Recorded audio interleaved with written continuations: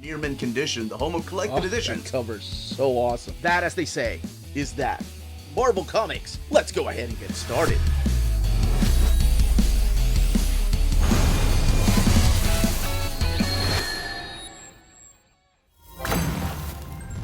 Happy Tuesday, all you minties. That's right. The trade paperback Tuesdays are back. I know you all have been asking where it's been and if I was going to continue doing them. Well, obviously I am, but I'll explain a little bit more when we get started. Besides all the catch-up weeks we are going to do, we are mainly focusing on the books coming out on August 26th or 27th from Marvel Comics. So let's go ahead and get started.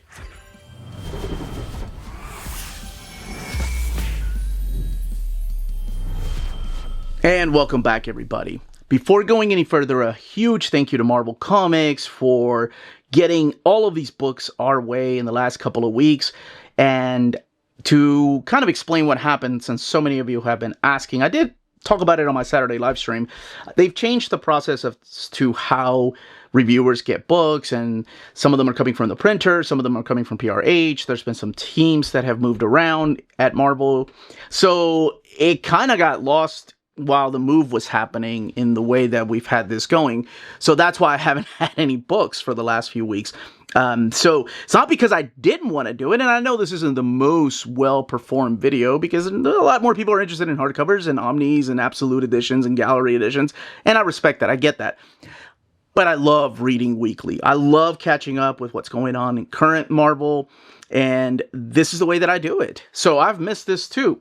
Now, the videos will continue. I've gotten some from next week. I haven't gotten any from the next week, so I may do them like every couple of weeks until everything is caught up from the printer. I am primarily focusing on the books that came out or are coming out this week on the 26th or 27th. Sorry, I'm filming this on a Sunday. On August 26th or 27th.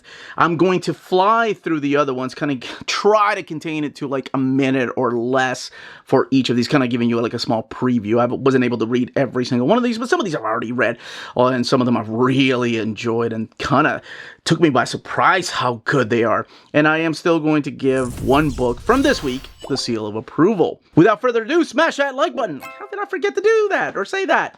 Let's go ahead and get started. In no particular order, by the way. This is the Civil War Marvel Premiere Collection right here. And this is much like their other Marvel Premiere books, printed in this matte paper stock. And this is collecting primarily the 7-issue miniseries. That is where we find out why these characters are fighting each other. And it's mainly due to the Superhero Registration Act, because something happens at the very beginning where there are some casualties, some innocent casualties, if you will, and the superheroes get involved, and it's pretty much a device divided between Captain America and Iron Man. Iron Man's like, we gotta register. Captain America's like, you're out of your mind. We're not gonna register. We don't have to give the government our secret identities. So it's not just bad guys versus good guys. It's good guys versus good guys. And some big things happen through here. Spider-Man gets a new costume. People find out some secret identities. There's some deaths. There's some alliances through here. And I don't know if I can't remember if I've ever done an overview of the actual Civil War book, but it does make me think, maybe I haven't, just kind of flipping through here. Written by Mark Millar and drawn by, of course, Steve McNiven with Dexter Vines on inks. There is the extras in the back, which have a lot of variant covers, primarily by, of course, Michael Turner. The book has a total of 264 pages. You get some page layouts back here, and retails for $14.99. It is a smaller scale book, and then you get the variant covers over here. These are the Civil War variants that they did. Not during the time when it was out, but just Civil War. I think they were doing like a celebration anniversary Civil War. Some in thumbnail size and some in splash pages. And I do love the fact that we have like a different design for these end sheets. And again, the credits, just in case I didn't give enough credits, Dexter Vines, Steve McNiven, Mary Hollowell doing the color, and Chris Alepolis doing the lettering. And one of the things that they don't really do on these on the back, they don't tell you exactly what's collected in here. But it is the 7-issue miniseries of Civil War. All right, let's kick it up a notch. We got to go faster. This is the TVA for all times. This is collecting the 2024 miniseries TVA. The book has a total of 120 pages, retailing for $17.99. Catherine Blair is the writer, Pere Perez is the artist, Guru FX is the colorist, and Joe Sabino doing the lettering here. This has characters that have been not just time displaced, but actually displaced in different universes. So you do have characters like Spider-Gwen. It does have characters from the TV show, like you have Ultimate Wolverine here, Spider-Gwen from her universe, Captain Britain, who has become really popular because of the What If series, and then of course appearing in a movie. And then you have different variants, like a Gambit variant from another universe. All of them teaming up through here, with part of the Time Variance Authority, and Mobius right there, who of course is a take on, or actually inspired by Mark Grunwald, who was a fan of continuity, so it makes sense. So you have Captain Peggy Carter, super soldier of her world, the Gambit from another world, the Ghost Spider, sorry, I called her Spider-Gwen, and then a couple of other characters that join to kind of set things right. So actually it ties in more to the TV show than the comics that I've read, because I mean they could have really done an Exiles type of story. And then you have some variant covers in the back. 120 pages, $17.99. Fear itself got a new printing. So these are the stories that were originally written in 2011 during Matt Fraction's time on, of course, Thor. Matt Fraction, Stuart Eminem, Wade Vaughn, Grawbadger, and Laura Martin with Chris Helepolis working on the book. And then you have the Book of Skull written by Ed Brubaker, Scott Eaton, Mark Morales, Sonny Go, and Joe Carabagna. And it does kick off with the Book of the Skull. This was the big crossover, not just with Thor and Avengers, but actually the X-Men got involved. So this is pretty much the story of the forgotten brother, perhaps, of Odin, and how he's come into play now. And there's a bunch of weapons and hammers that are going around the world, and who will be donning these particular weapons and hammers. And that's kind of what this is. It doesn't include any of the Thor issues.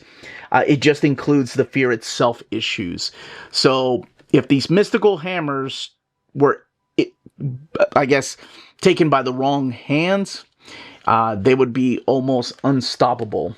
And they would be, yes, a force to be reckoned with. It is interesting to see, like, some of the Avengers during this time in Dark Avengers.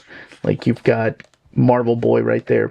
But it is the return of a character from Thor that we've seen in the original Thor comics and his role to play in this.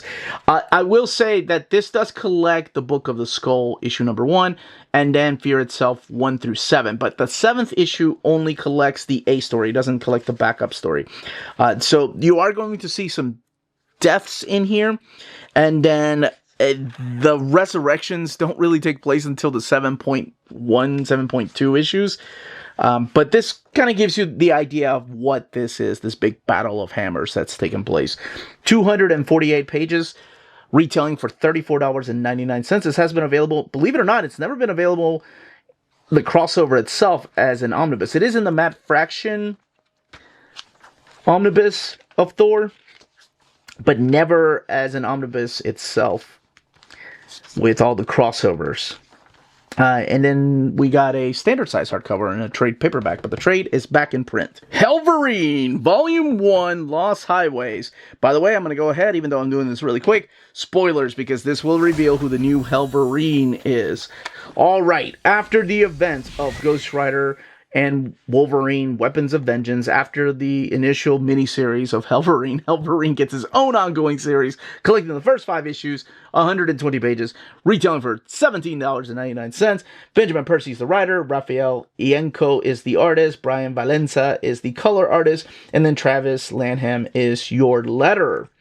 And then you have covers over here on the left-hand side.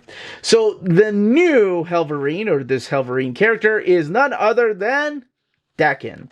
That's right.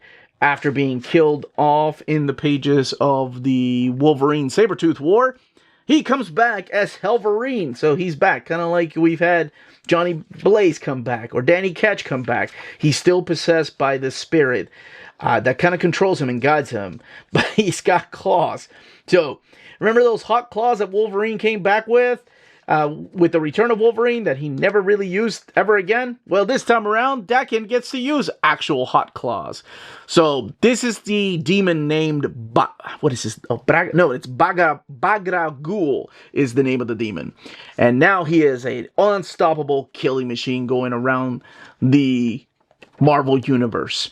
So what is Daken going to do? What is he going to discover about himself? And what kind of powers is this creature actually giving him? This demon is giving him. And what is in exchange? Because as we know from Zarathos and all of the Ghost Rider comics, these demons don't just give things away for free. There's always a price. In the back, you do have the variant covers. There's one by Bagley right there. Some of them in splash page, some of them in thumbnail size.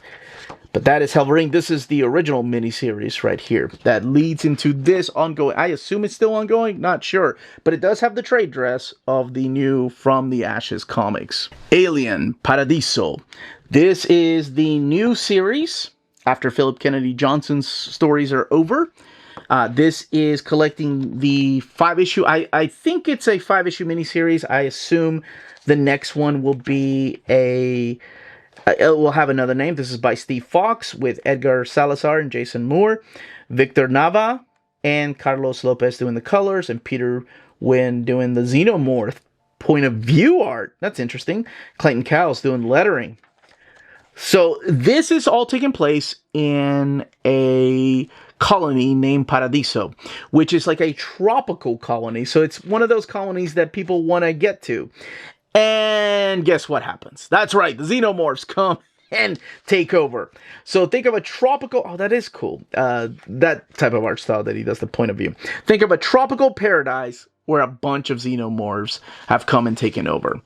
Now it's up to the Colonial Marshals, Dash and Lydia, to get in here and not only try to stop the Xenomorphs that they don't know anything about, but also try to bust a smuggling ring. This is collecting the 5-issue series, and $17.99, 120 pages. And if you're not watching Alien Earth, you should definitely watch it. My oldest and I are watching it. It's a lot of fun. Then the back of the book. Something that is to note, though, is explicit content. Not just for the violence, but actually some of the language in here, as we've seen from Alien comics. Good thing they're not, like, backing down from that when it comes to these Alien and Predator comics. I'm loving them. Speaking of loving, my favorite run on the Fantastic Four. Fantastic Four by Wade and Ringo, coming out with their second volume here. Unthinkable. This has been collected in Ultimate Collection, Deluxe Edition, and Omnibus format, and the Omni got reprinted. So now comes the smaller trade paperbacks. We've seen DC do the same thing with Batman by Tom King, reprinting everything. So, with the exception of the Deluxe Edition, here's our key players: Valeria Franklin, Reed Richards, Sue Storm Richards, Ben Grimm, and Johnny Storm. And then, of course, your credits. This is a time when Mark Waid and Mike Wieringo were working on the book. However, Casey Jones helps out for issues 501 and 502. Here's your inkers: Carl Kessel and Larry Stucker. Paul Mounts, love his colors. And then you have letters like Chris Lepolis and Russ Wooten. This collects issues 67 through 70 of the Fantastic Four. And then when it goes to the legacy number, 500 to 502, 200 pages, $24.99. And if I was giving a seal of approval for every single book on this huge stack of books I'm going through, I need to hurry up, sorry. This would be the book to get it. This has one of the very best Doctor Doom stories. Just when you didn't think Doctor Doom could sink any lower, the things he's willing to do and sacrifice to get his ultimate revenge on Reed Richards. Oh my gosh, there is no definition for that kind of petty. But he shows us once again just how badass and powerful he is. A true reckoning force. And then we get the big, beautiful anniversary issue. And then Joe Casey supplying some of the artwork towards the end. In the very back, we do have some of the designs, and there's the late Mike Waringo talking about the designs of the book, of the characters, and then some of the outtakes that didn't make it to the final cut. Fred Hembeck supplying some stuff, and then, of course, all 500 covers right here. Again, 200 pages, $24.99. Laura Kinney, Wolverine, Volume 1, One Mutant Army. One of the things I've always seen whenever we bring up Wolverine, Laura Kinney, during her time when Tom Taylor was writing the book, I remember doing an overview, and somebody said, there's only one Wolverine. And I always think to myself, why the hell are there 4 Robins and that was okay?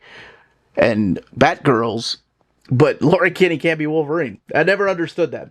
Written by Erica Schultz, and artist is Giada Belviso. Rachel Rosenberg is the colorist, and then Corey Petit doing the lettering. This is from the Ashes right here, this particular era. She was a big part of NYX.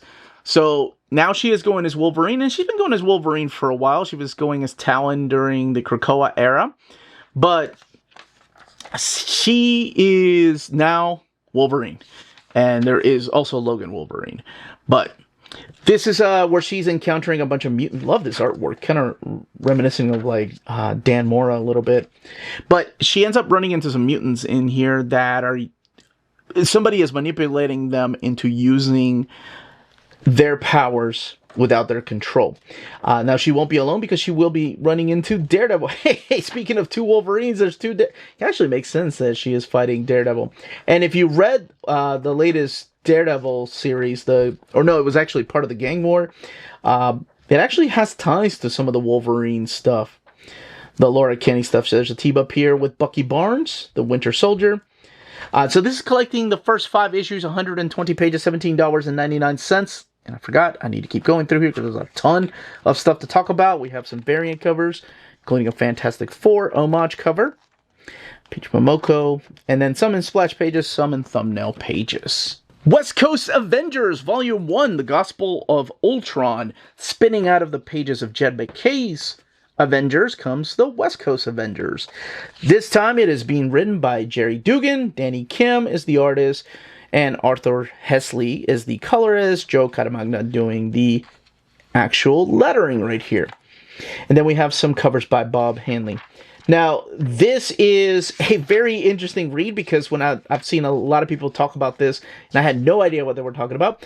But Ultron has joined the team, so it's not just Ultron that has joined the team. There's a couple of other characters, including one of my all-time favorites, Firestar, with Jessica Drew, Spider-Woman, Iron Man, and War Machine, and Ultron joining the Avengers. So it is a different take on that character and what it could mean for the Avengers. Is he a good guy? Is he playing them? This is an ongoing series, too. So I'm curious to see what the second volume will bring, because this one ends on a bit of a cliffhanger that I thought, oh, is that how we're going to wrap up the miniseries?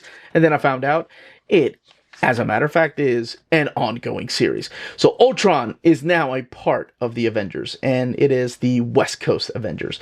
And what is Firestar doing kissing that dude? That is not my boy, Marvel Boy, or Justice. Vance Astrovic. Now, all the way in the back, we do have variant covers in splash pages and an ad for the new Iron Man. Marvel Zombies, Black, White, and Blood. This has been released as a Treasury edition. Now it is a trade paperback with parental advisory, not for kids. Man, when I was a kid, that's what got my interest. So this is an anthology series written by different creators, including Garth Ennis and Gail Simone and Alex Segura, Doug Wagner, and Matt Groom, just to name a few of the creators, including Steve Scrooge, and taking place during different times of the Marvel Zombies series. Whether it's the original Zombies or whether it's a new Zombies or kind of an alternate take on the Zombies, rest assured, you're going to be having a lot of guts and blood throughout this. So if you've never had a chance to read Marvel Zombies, this is a kind of a good way to introduce you to what exactly the series is about and how this alternate reality, either sometimes taking place in the past, sometimes in the present time of this universe again, or sometimes in an alternate reality, if you will. This is the Steve Scrooge. It's so good to see someone like Steve Scrooge come back to comics from time to time, just because it's you know, guy's gone and done movie storyboards, so he doesn't really have to do comics, but I love when he keeps coming back to comics. And just different artists, and of course, different writers and their take. I still love the homage covers, just the take on these classic covers. The book has a total of 136 pages and collects issues 1 through 4 of the miniseries, retailing for $17.99. Just when you thought you were done with the Spider-Verse, guess what? Spider Society enter the Spider-Versers? Spider-Versers, yes. So this is written by Alex Segura, Scott Godlewski, and Andre Ginalot, and Rodney Coleman are the artists, Matt Milla, and Joe Caramagna doing the colors and the lettering, and then variant covers, of course, here by Scotty Young, and Pete Woods doing the main cover. The book collects Spider Society 1 through 4, Web of Spider-Man, Web of Spider-Man, not Spider-Ham, Web of Spider-Man, issue number 1, but just the Spider Society story. The book has 136 pages, retails for $17.99. So what is going on? Well, now it is known that the Spider-Verse is out there. So the Spider Society has to meet to make sure that everything is going right, because we're about to have another multiverse type of story. And this time around, it's not Moreland. This time around, it's something else that is going wrong. And it's up to these characters to fix it. And it's going to be multiverse hopping in this 4-issue miniseries. And we're going to see some new key players here that were introduced just in the last year or two. And some of them have been made popular because of course, a certain movie franchise, if you will. Hopefully that third one will come out sometime soon. And in the back, you do have some of the variant covers. By the way, if you've read the, Spider-Woman book, a lot of it at the very beginning kind of ties back to this little mini-series right here. Aliens versus Avengers.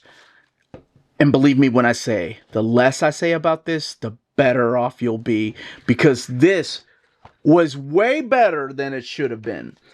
For a book like this, it kind of reminds me of like the Aliens versus Wildcats story, in that something important happens, even though this isn't really in a continuity. Jonathan Hickman, of course, writing the story, Azad Ribic, Yves Scorsina, and then Corey Petit working on the book.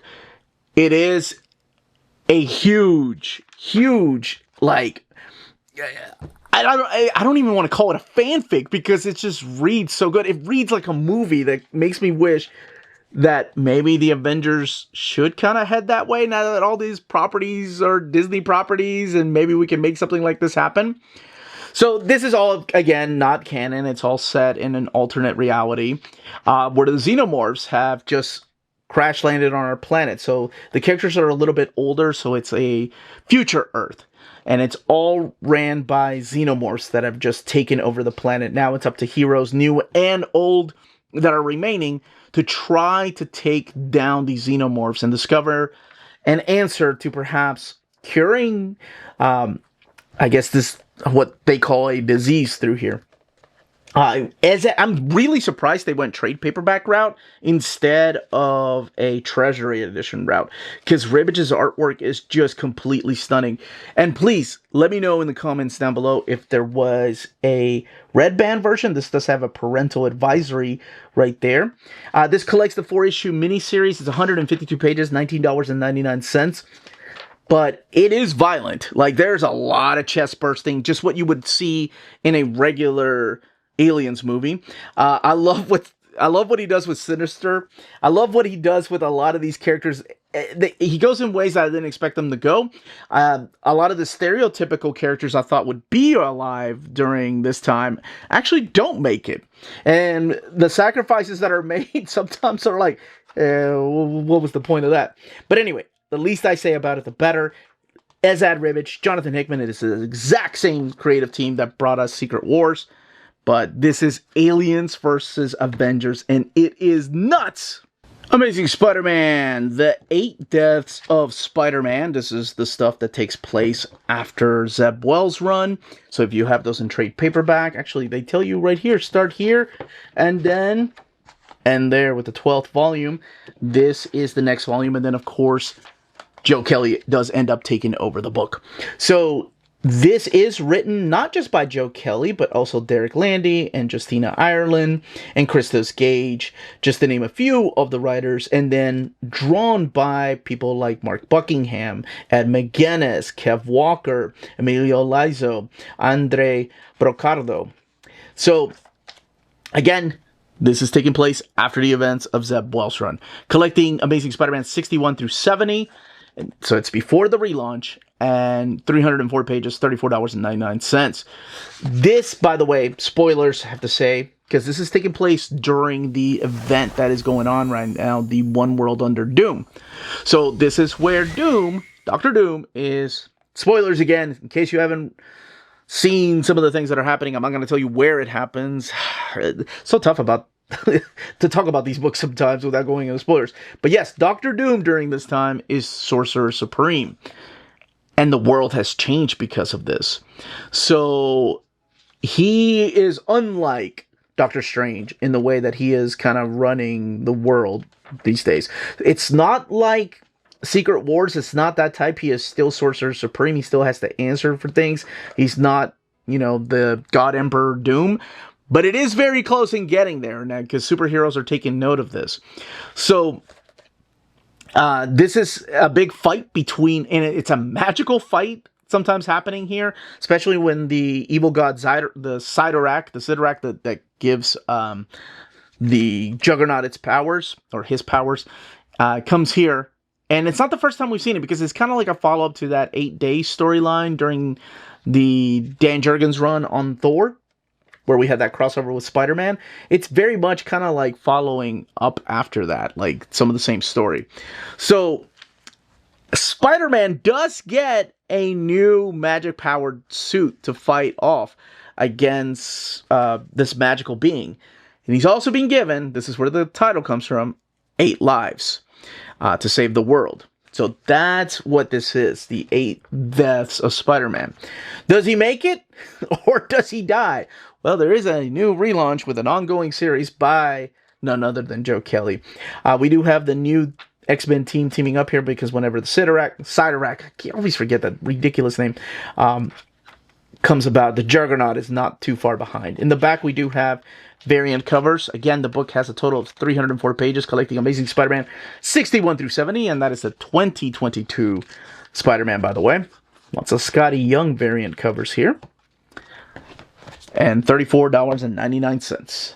X-Men, the Hellfire Galas. My goodness, you better bring your nicest outfit, your craziest outfit, for this big 544-page book. The stories in here have been previously collected before in a series of trade paperbacks. Hell, there's even been a deluxe edition. It goes through the 3 Hellfire Galas that we've had 3 years in a row. Each year is where they got to pick out the X-Men. This does start off with the Marauders issue. Gosh, that Russell Dodderman. Wow, Emma.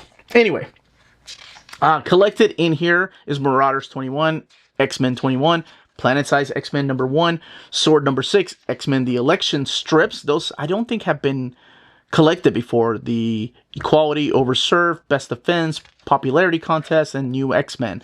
Classic X-Men number 7, Out with the Old. X-Men Hellfire Gala from 2022, number 1. The Secret X-Men number 1. X-Men Unlimited Infinity comic, 50 through 55 and 100 to 105. Again, those have not been collected. Those were all digital comics.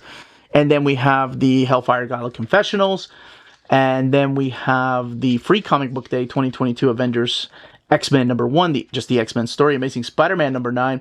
X-Men Hellfire Gala 2023 number 1. That's where everything changes. The Last Rites, the Free Comic Book Day 2023 Avengers X-Men, just the X-Men story.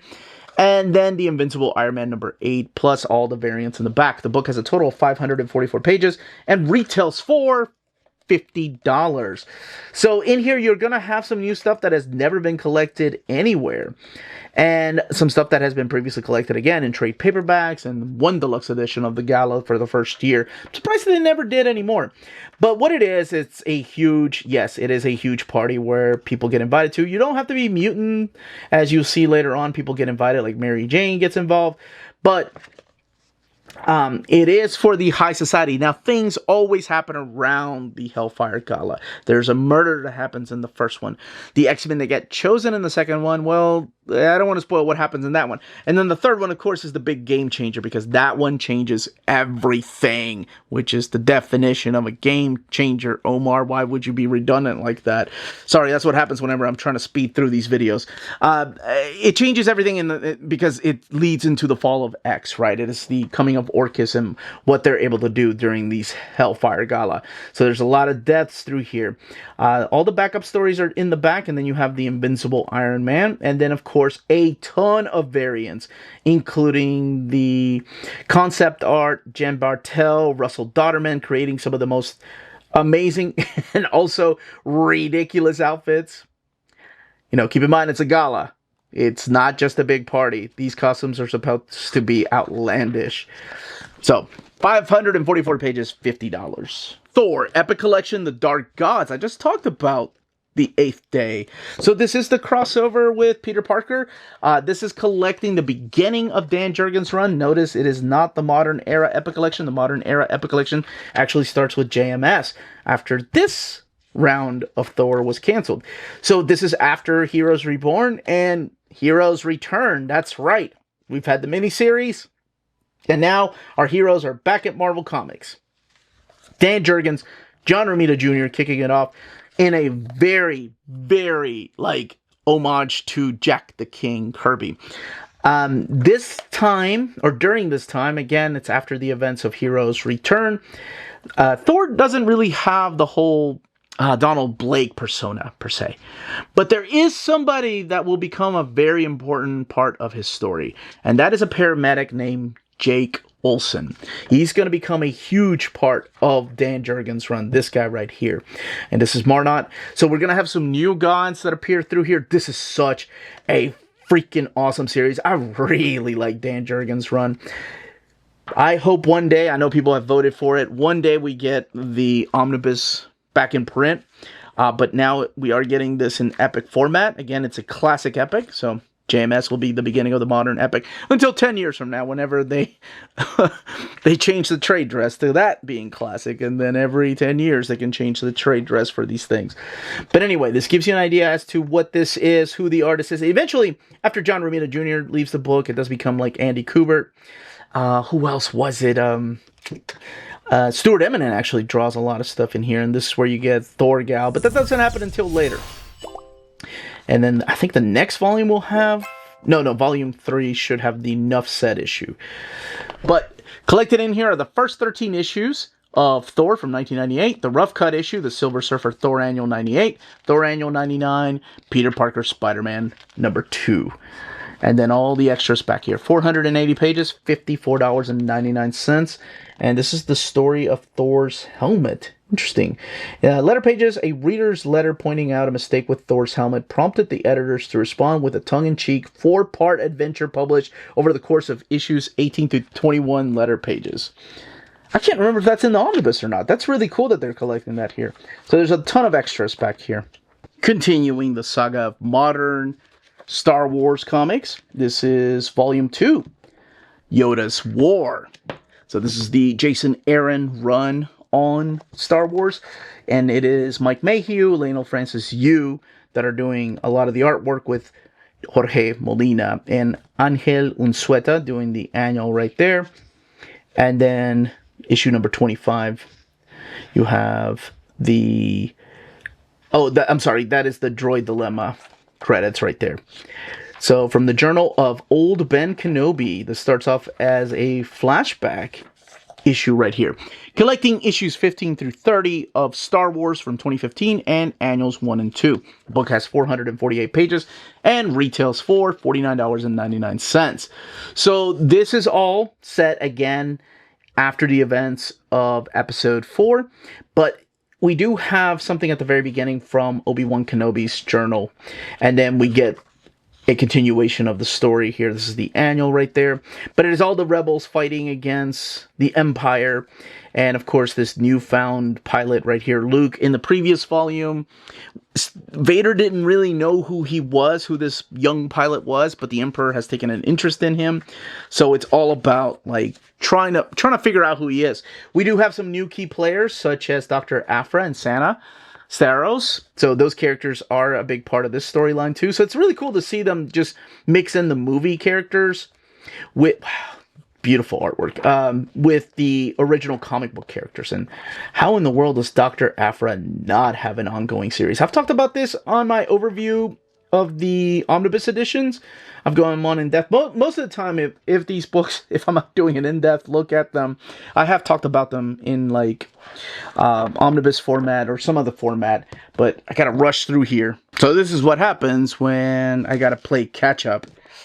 Can't focus on every single book, otherwise this video would be 2 to 3 hours long. Nobody needs me to go that long. This is the new printing of the Avengers West Coast Epic Collection Vision Quest. This is volume 4. So what we're looking at here is practically the John Byrne era. There's some Steve Englehart stuff in here through the annual, which is part of the Evolutionary War. So collected in here is West Coast Avengers 38 through 46. And after issue 46 is when we officially changed the title to Avengers West Coast. So it also collects Avengers West Coast issues 47 through 52, West Coast Avengers Annual 3, West Coast Avengers Annual 4, Avengers West Coast Annual 4, forgot the name change, and then the material from the Avengers Spotlight 23. The book has a total of 488 pages and retails for $54.99. So during this time, we do have some Steve Englehart characters left in here, but it's about to change because now we have John Byrne stepping in as the writer, also the artist, and man, changing up some of our main characters, primarily Vision and Scarlet Witch is who he has his eyes on. Then, of course, the Acts of Vengeance stuff that changes some of the cast. We have the Great Lake Avengers guest starring through here, and even changing the character of Pam there, the character of Tigra. Mockingbird, U.S. Agent, those are all some of the characters that you're going to be seeing through here. And also She-Hulk and Scott Lang. As we cross over more and more with the original Avengers, this story actually changes. It retcons a little bit of who the Vision is, who the original Human Torch was. It's a very interesting story, but it goes to show you that retconning was always a big part of, oh my gosh, the master of pandemonium. Yeah, okay. So it goes to show you that retconning was always a part of comics. And then the other annual actually has the Atlantis Attacks story in there. And of course, much like every other Epic collection, it has the backup stories that were not collected, like in the main Avengers annual that was in the Atlantis Attacks omnibus. This is a John Byrne interview from 1989. So a little outdated. Wonder if he still feels the same way. But this is back in print, and that is volume 4 of the Avengers West Coast. Hey, another Thor book. That's right. This time around, though, we are looking at a modern era epic collection of Thor. And this is volume 3 of the modern era epic collections. This time around, it is the World Eaters. So this is taking place after the events of JMS's run.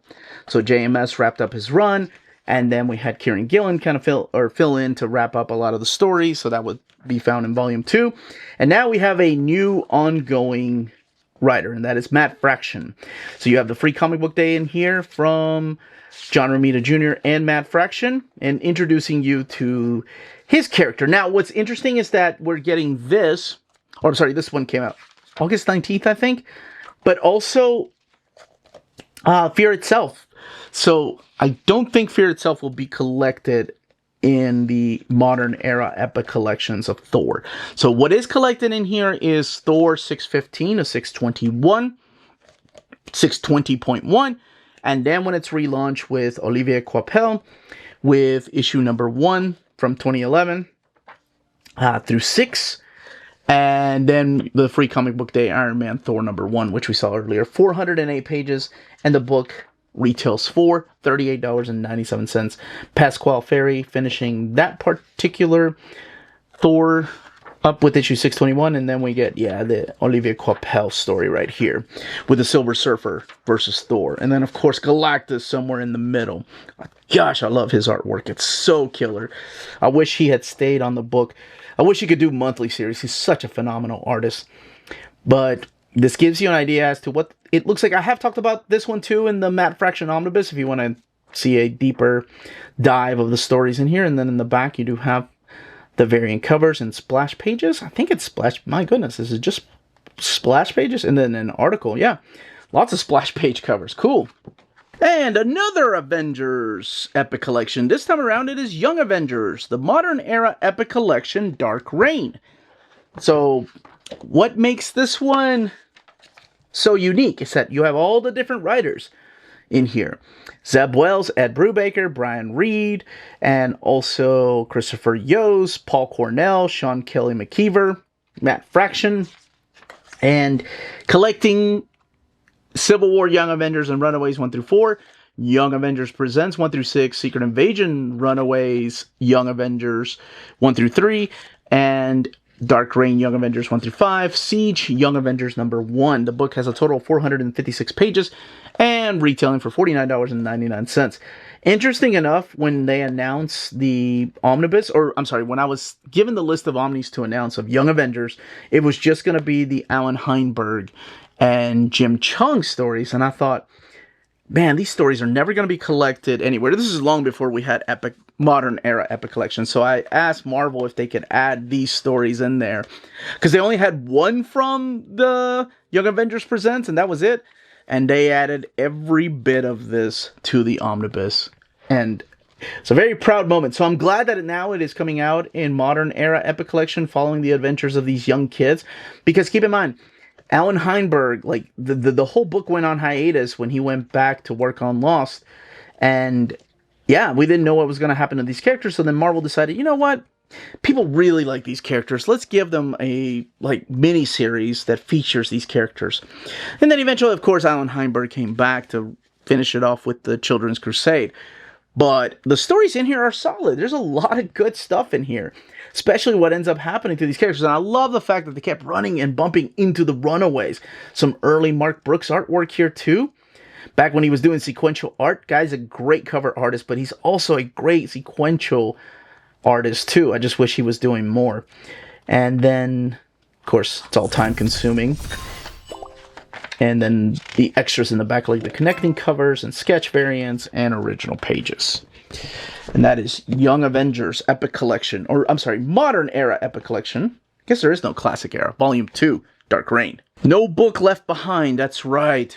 Talking about the Marvel Masterworks now. Hashtag save the Masterworks. My gosh, I know people have been asking me. I still don't have any updates. I'm so sorry. I wish I did.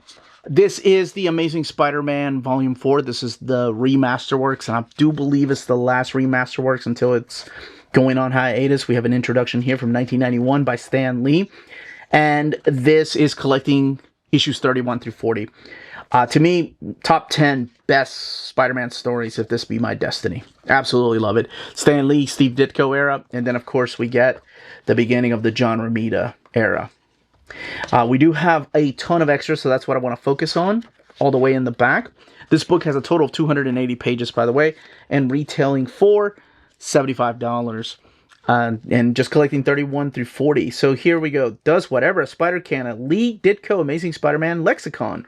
Some of the terminology, some of the characters that are in here. How could a teenager be a superhero? By Arlen Schumer from the Spider-Man Omnibus Volume 1 printing. The superhero who could be from the Spidey 2007 printing of Amazing Spider-Man Volume 1. So that's collected in here. A Steve Ditko and Amazing Spider-Man by Blake Bell from Amazing... Man, there's a lot of... I don't remember a lot of this being in there. This is from... Ditko is Amazing from 2019 by Ralph Macchio. And then, of course, original art back here, pencils, and some of these are photocopy from the pencils right here by Steve Ditko. Lots of this. I don't remember some of the stuff in the omnibus format. And just kind of showcasing this in case you have the original printing and you're like, well, should I upgrade? This is the now John Romita and Mike Esposito art. And then the reprints back here from Marvel Tales. And it should have, yeah, the Amazing Spider-Man Volume 4. And then the Mighty Marvel Masterworks. Oh, I miss those. My kids and I were really enjoying them. And then, of course, the covers here to Omnibus 2 and Mighty Marvel Masterworks Volume 5. We had a lot of fun reading those. 280 pages, $75. The Incredible Hulk, Volume 19. So this is the Bill Mantlo and our pal Sal Buscema era. So collecting issues of Incredible Hulk 280 to 291, annual number 12, and the Incredible Hulk versus Quasimodo. And the book has 360 pages and retails for $75. This is why I love the Marvel Masterworks. One of the reasons is not just the restoration. The restoration is amazing, but the introductions that they have. I mean, this is Al Ewing introducing. And by the way, I've only read, out of this book, I've only read the introduction. Just talking about who Bruce Banner is at the core. Like, what makes him such a unique character compared to a lot of other characters. And you'll see how he took some of that and put it into his Immortal Hulk stories. So, Herb Trimpe actually doing some art in here, as well as Al Milgrom. So this is where Bruce Banner, during this era, overcame his angry other half and has become the intelligent Hulk. Surprised they didn't change the title to that. Of course, later on, Peter David would explore that a little bit further with the different psyches and the different colors and what it could all mean. But that's what this era is. It shows that this monster, this man monster, has different personalities. And this has been collected in a thick trade paperback, but this is the first time the art has been restored fully, like this. This I remember finding at a flea market, and it was 10 cents, and I was like, oh my gosh, it's an early Hulk comic book when I was a kid. It was very early when we came here to America, and it's the return of Zax. Man. And that is Anderson, yeah, it's Anderson drawing that. Feels just like yesterday going to that flea market. I still remember like the smells, the box, like the boxes, the feel of the boxes. My wife and I just went comic book hunting. Oh man, I need to hurry up. What the hell? By the way, this is cool. This is Hero. Heroes adapted from the short story and teleplay Soldier by Harlan Ellison. Oh, this is the Harlan Ellison stuff. Okay. And appeared in the author's collection From the Land of Fear. Oh, that's cool. And it's in here. So anyway, I need to hurry up. But yes, it is, it's amazing how you still, the smells and feelings can just come back and awaken memories in you. And flipping through some of these pages, like I remember trying to get these issues and then I kind of gave up because I could not find some of these other issues. Like I couldn't find issue 275, couldn't find issues 290 and 291. So it's great to see them collected in here. And I know this brings back a lot of memories for people, which is another reason why the Masterworks are just wonderful. Besides all the great restoration that they do on these books. It's Bill Sienkiewicz, Jim Shooter, and Terry Austin, and this original art, and then, of course, the biography on the creators. All right, let's keep going. Finally, moving into the week of August 26th. I don't know how long that part was, but let me tell you, it was a long video to shoot, so there's going to be some major edits because I need to cut that down to focus on this week, of course, primarily. So this is your friendly neighborhood Spider-Man, old school, new school. It is a one-and-done miniseries by Christos Gage and Eric Gapstur doing the art, Jim Campbell doing the colors, and Joe Caramagna doing the lettering. Leonardo Romero coming from the world of animation back to do the actual covers, though. Speaking of animation, if you have not seen the Disney's Your Friendly Neighborhood Spider-Man, that's where this is set. It's set in that world, but it does happen before the events of the first episode. And there is a little bit of a connection to, I don't want to spoil in case you've seen the show and you want to read this. We do have characters like Nico Minoru, here's her introduction, and a quick recap as to how Peter Parker was bitten by a radioactive spider. This, however, goes through the process of showing you exactly what he is doing, what the days after were like, and how he starts learning about his powers and learning about his abilities, like what he can do. And he starts freaking out and his strength. So he runs into this gang that's, up to no good, and he is inspired by superheroes. He decides to take on some villains. Now, this is like his first, I guess this would be like his first group of villains. This is Don Manfredi. And he will go out of his way to hire villains. Yes, it is a take on the wrestling right here. So he doesn't have a costume. He doesn't have his webbing yet, but he starts making them slowly through here. So you do have Fancy Dan and the Ox showing up through here. So you do have the characters of the Enforcers. And of course, Silvermane being a part of that too. But yeah, it's another universe, and again, there is some connection to some of the episodes, but how could that be if this is happening before episode 1? Well, I will leave it to you to find out, but eventually he does get most of his costume ready by the time this is all said and done. And this is rated teen, and it collects all 5 issues of this miniseries. Again, written by Christos Gage, who went on to write a lot of the stories of the TV show. In the back, you do have the variant covers. And some in thumbnail size. That's cool. Marvel animation variant. Okay. And then some in splash pages. And that is your friendly neighborhood Spider-Man old school, new school. Sabretooth. Oh yeah. The dead don't talk. So this is a 5-issue miniseries set in the past, also present, and I'll show you what I mean here in a second. By the way, the present story will kind of spoil what happened recently in the Sabretooth War, so keep that in mind. Written by Frank Terry, who's no stranger to writing Sabretooth. He wrote him on his run on Wolverine, and of course Weapon X. And then Michael Stamaria, and then you have the colorist over here, like Rochelle Rosenberg and Dono Sanchez Almada. And then Joe Sabino doing the lettering. You have a bunch of the cover artists right there. This is all taking place in present day at the beginning. And love that cover by Kubert, by the way. We have Logan actually at this bar talking to this old man. The old man is reminiscing about something that happened in the past, or something that he's been told that happened at the turn of the century. So what he is doing is he is looking back at this picture of Ravencroft. Now, you may be familiar with that particular place because, well, it's a big prison where they keep all the crazies in the Marvel Universe. Not to be confused with the Vault. Now, one thing that happens is that Logan immediately recognizes somebody in the picture. And that somebody is Mad Dog Murphy, but you know him as Victor Creed. So how can this guy be Mad Dog Murphy? Well, this old man tells Logan a story. So everything here is a flashback back to 1909 at Ravencroft.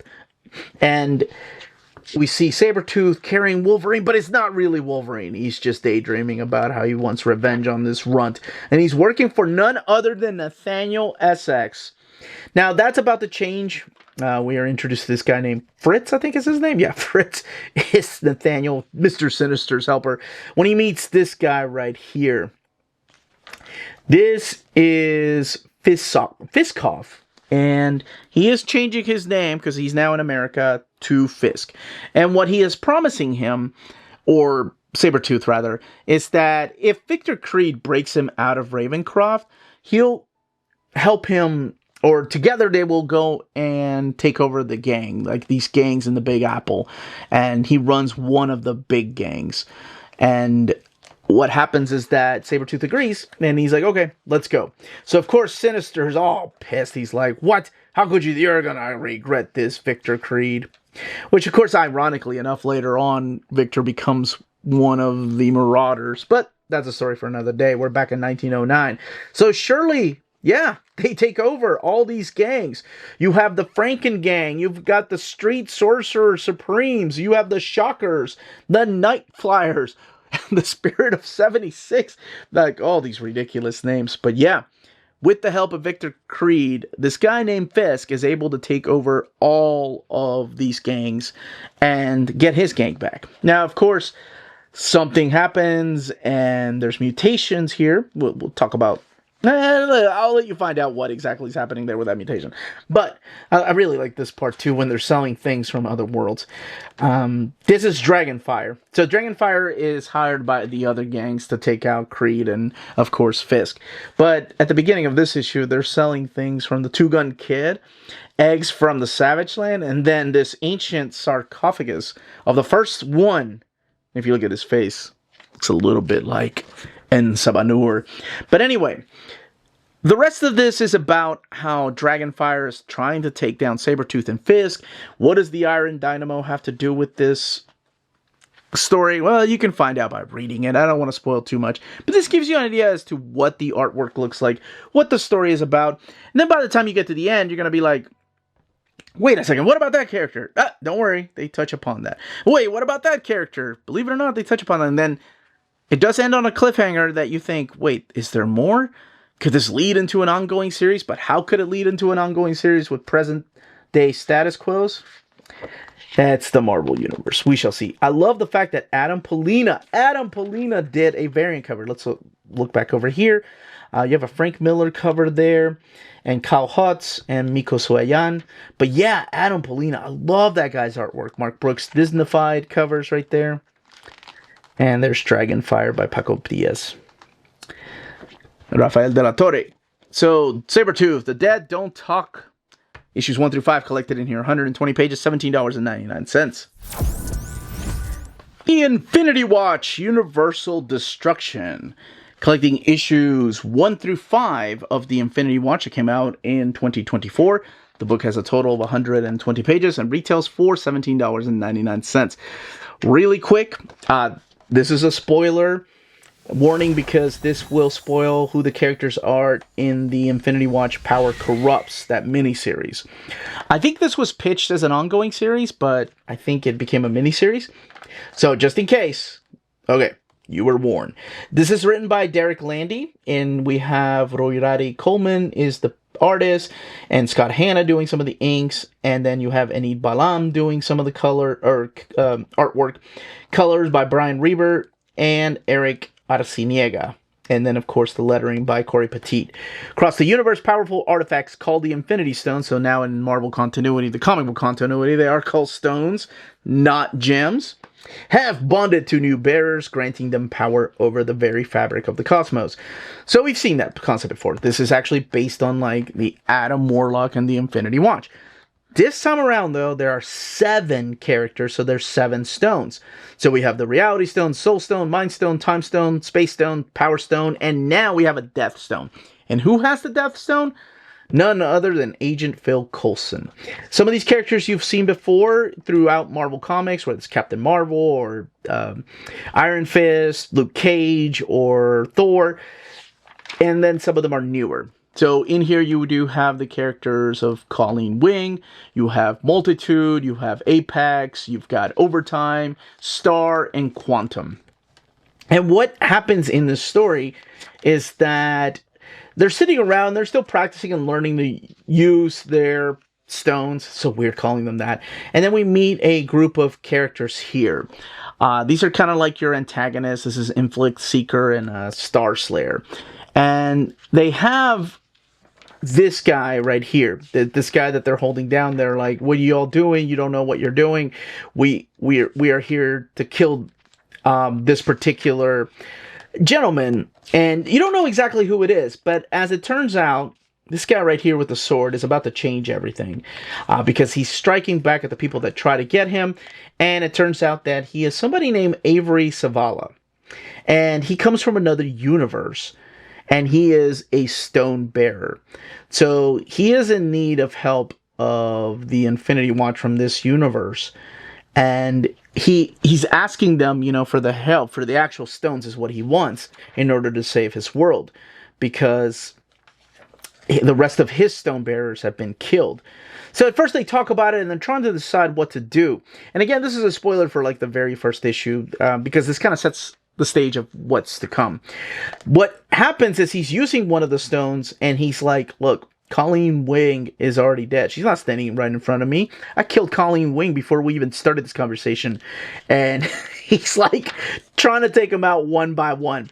And what ends up happening is that the entire world gets rewritten. So we have like the beginning of a new universe.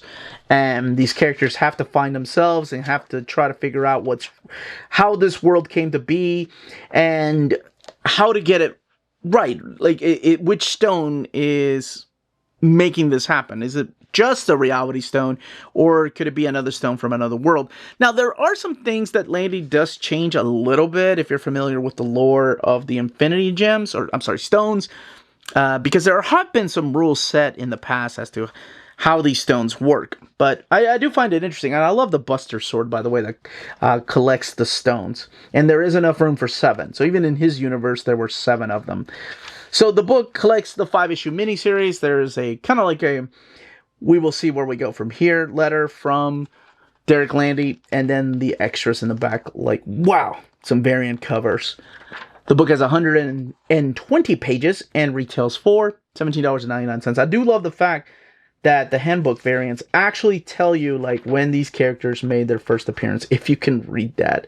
Like Avengers Annual number 1 right there. But that is the Infinity Watch Universal Destruction. The Hellhunters. Oh my gosh. When I saw these characters appear in the pages of The Incredible Hulk by Philip Kennedy Johnson, I was like, please give these characters an ongoing series because they're just too much freaking fun. And they are. And we got it. I love the way that this file is done. It's like redacted. Duration is a limited series. Parental advisory. Philip Kennedy Johnson. Adam Gorham. Frank Martin. Travis Lanham. So this is collecting the 5 issues miniseries of Hellhunters. The book has a total of 120 pages and retails for $17.99.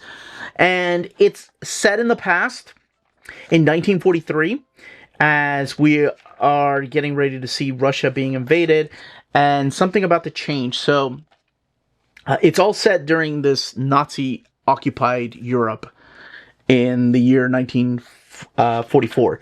But what ends up happening is that in France, Nazi-occupied France at that, we meet some characters like Cruz, and we meet this character named Sergeant Sal Romero, who ends up parachuting into this occupied country. And he sees that these particular Nazi soldiers are more than that. So this is Felix Bruckner, who's kind of like the leader of this pack. And when I say pack, he's turned into this demon. And I love the way that Sal Romero, like, this guy is such a badass. He doesn't even, like, blink an eye. He's like, whatever, I'm going to take you all down. I don't care what you all have done. And man, do they rip him apart. I think this one does have a parental, yeah, definitely does. So they leave him for dead. And then, of course, a deal is made. Vengeance. Just like I talked about Helverine. Woo, feels like a lifetime ago. But there's always a price when it comes to these things. So he is given the power of the Ghost Rider. So he will become the Ghost Rider of this particular era. And again, we've seen these characters appear in the pages of The Incredible Hulk. Oh my gosh. This miniseries is a lot of fun. We have characters here like Peggy Carter. We've got Sergeant Nick Fury. We've got Bucky. And we have other characters too, like Sebastian Zardos. Right here, the Soldier Supreme. And you can see the Eye of Agamotto there. So these characters, along with some other surprises, of course, during this time, will be the ones that try to take down these Nazi soldiers, along with the help of Sergeant Sal Romero and his, I guess, alternate being, which is the Ghost Rider of this era. Man, this was good. I really enjoyed it. Philip Kennedy Johnson is just bringing it. He brought it on Superman. He's killing it on Hulk. I loved his aliens, and now he's doing this book right here. So I hope this does continue in some way, because it does leave it open for perhaps more stories to be told later on. In the back, we are treated to some variant covers. Sometimes they are splash pages, and then sometimes they are little thumbnail-sized pages. And that is Hellhunters. Star Wars, Kanan, Modern Era Epic Collection. Volume 1? The Last Padawan? It is Volume 1. I don't think there's any more, though. So this is such a unique collection because This came out as an omnibus, but it wasn't really an omnibus. I think on the spine it says just Marvel instead of the omnibus logo, but it was solicited as an omnibus. This is collecting issues 1 through 5 of Kanan, The Last Padawan, and then when it became just Kanan, the ongoing series. So it started as a mini-series, and all 5 issues are in here, and then it became an ongoing series, so it also collects Kanan 6 through 12. This book has 272 pages, and retails, I think it's 37, yeah, it's a little odd, it's $37.99. This is written by Greg Weisman, who of course wrote some of the episodes of Season 1 of Rebels. Also by Pepe Larraz is the artist. Jacopo Cabagni is issue number 6, and then Andre Brocardo, issue number 12. David Curiel is the colorist, and Joe Caramagna doing the lettering. Now, if you haven't seen Rebels, will this be making any sense? Yes, absolutely. As a matter of fact, I haven't seen... I did watch this last season because I wanted to see it before I started watching Ahsoka. But when this came out, I wasn't getting the Omnis anymore of Star Wars. I wasn't getting the Epic collections. I had actually gotten rid of all my Star Wars Epic collections. So I'm glad that this is back. The Last Padawan, kind of giving you an idea of when this is taking place. So it's a little hard to explain because it takes place in both, in the aftermath of episode 2, or episode 3, sorry, after Order 66, but also during the timeline of Rebels. So you do see, like, the Rebels right here. So you do see the character of Kanan. You also see Sabine here, and Zeb, and Hera, and Chopper right there. And, of course, Ezra. But all these characters are here, and something ends up happening that will have a flashback. So, how this flashback starts, it starts off in the first page, where you have Hera asking Kanan if he's ever been to the planet Kalair. And then we immediately go to 15 years earlier, where you see him as a Jedi, and you see his master. Now, during this time, he's not. This is during the Clone Wars. He's not known as Kanan Jarrus. He's known as Caleb Dume, a Jedi Padawan.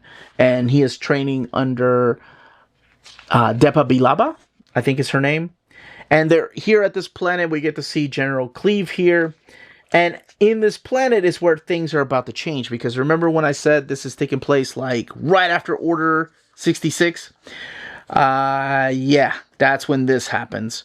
So we're here and we meet these stormtroopers like Captain Styles and Commander Gray and Sergeant Suit. And when the order is given, it was like right after, they freed these people, and he's just there, innocent, playing with this block. What is it called? The holocron. Given to him by his master. That's when Emperor Palpatine sets out the order to execute Order 66. So immediately the next issue is these stormtroopers just going after the Padawan and his master. And she dies protecting him. Like, she gets killed off pretty quick. So he's left to his own accord. So the story, the first 6 issues, or I guess actually the first 5 issues, are all about his survival and how he ends up trying to, make it out here, and runs into this character named Janice Casimir. And Janice Casimir is kind of one of these characters that helps him along the way. And then we get back to what is present day, or I guess the Rebels Day of the Ghost. And we see him if like he's ever been to this planet. And he's like, no, I've never been to this planet. But we know that he has in his past. And then will other characters that he's met in his past recognize him? Now, something happens at the end of that first arc where he is kind of captured and knocked out a little bit. So this makes it really interesting, because then issues 7 through 12 are actually stories about him before Order 66, about how he ended up joining the Jedi Order, how he ended up becoming a part of the Jedi Temple. So this is all, again, when he was Caleb Dune, and how we saw his last adventure as a Padawan. Now this is like his first adventure. So it's kind of told a little bit out of order. So we again, like we see his master, we see Depa Bilaba alive again, because again, it's a flashback, but taking place before Order 66. It's a little bit confusing, but if you're a fan of Rebels, you will absolutely love this. And it's got some great kick-ass artwork by Pepe Larraz. And I'm not sure if there's ever going to be any more. I'd love for Greg Weisman to come back to the character. In the back, there's not a lot of extras, but we do have some character designs here. And then, of course, the back of the book. The book, again, collecting the 12-issue series and 272 pages, $37.99. Woo, about to lose my voice. Last but not least, Miles Morales, Spider-Man, Modern Era Epic Collection, Volume 2, Spider-Man No More. Now, if you're wondering, wait a second, where the hell is your seal of approval? Right here. This book. If you've never read, and let me tell you, like, there's some good books. I've really enjoyed Kanan. I really love the Hellhunters. But this is good. This is so good. Brian Michael Bendis, David Marquez, Pepe Larraz, Sarah Pichelli, Justin Ponser, Paul Mount, and Corey Petit taking the top billing. It does start off a little weird because this is volume 2 and it's during this time of the Ultimate Universe when they were kind of super connected. But this is collecting Ultimate Comics Spider-Man 13 through 28, so after it was renumbered, and 16.1, 384 pages, $49.99. And then it's this big event where America has been taken over by Hydra, and Captain America is needing all this help that he can get.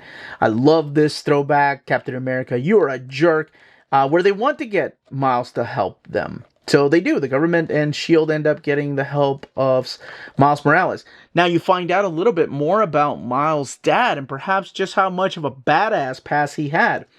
The main thing that happens through here after the Divided We Fall storyline, though, and it goes on, or I'm sorry, it continues into United We Stand. It goes for a while, is the Venom story. The Venom War is, to me, like one of the best stories of Miles Morales. I remember when I read this for the first time, it was in the omnibus format.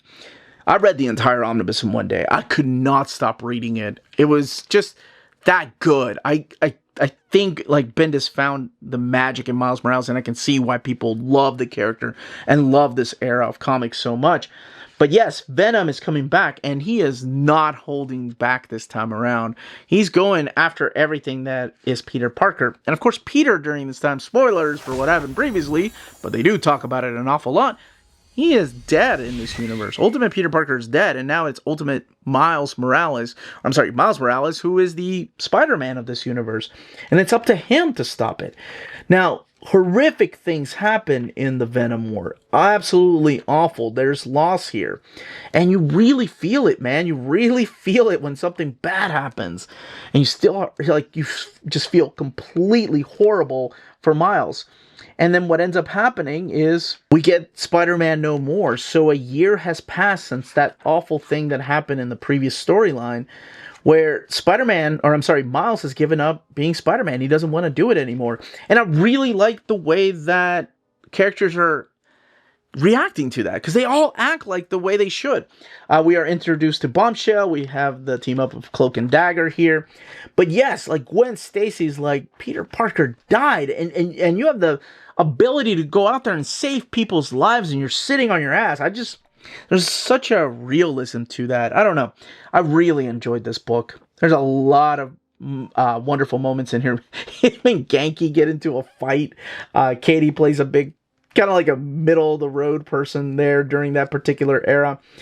Volume 3, yeah, that will be the interesting one, because that's when things start changing again for the character of Miles.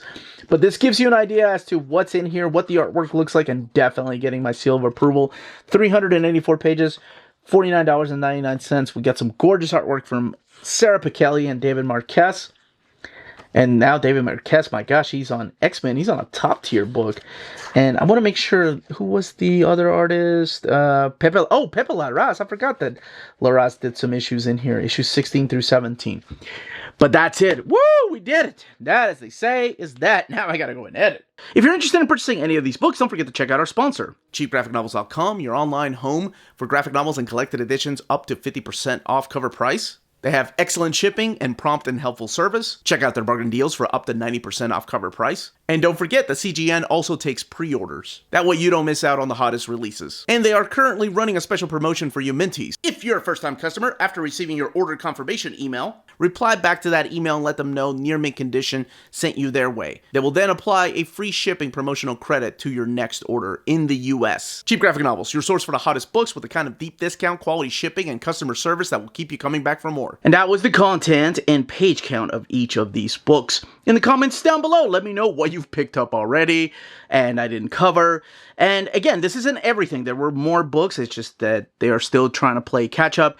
And as a reminder, I will try to do it again next week, but if I don't get everything, I'll do it every couple of weeks until we get caught up with the printer.